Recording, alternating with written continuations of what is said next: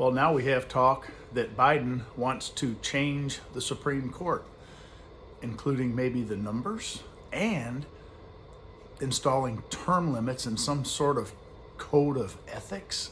Joe Biden wants a code of ethics. Let me tell you something. First off, we don't have a democracy in the United States. We have something called a constitutional republic or a representative republic. It's not a pure democracy because no pure democracy has ever worked. If Joe Biden isn't happy with how things are going with the Supreme Court, which, let me remind everybody, there's three equal branches of our federal government. The executive, which is the president. We have the judicial, which is the court system. And we have the legislative branch, which is the House and the Senate. Each one has its own job. The president runs the country day to day. He's the executive. He's the face of this country.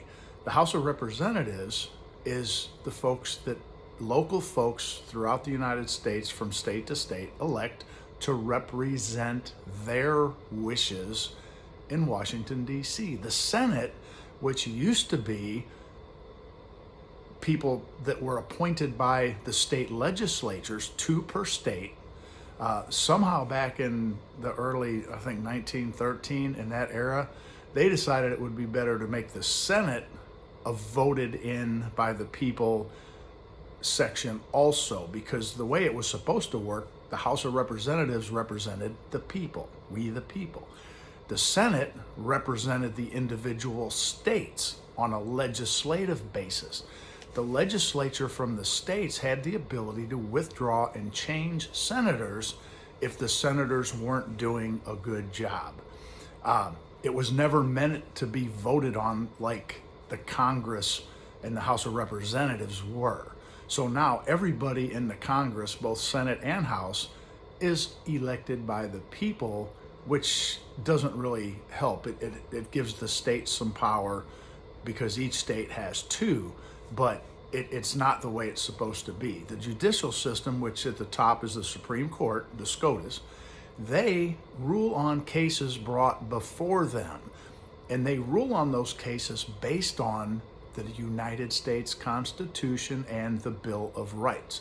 They don't rule on the whims of the people, societal demands at the time, all that kind of hocus pocus, which changes all the time. Now, we do have a few on there, mostly on the liberal side, that do make judgments on feelings, okay? They don't base their stuff on the law. Their decisions aren't based on law and the Constitution.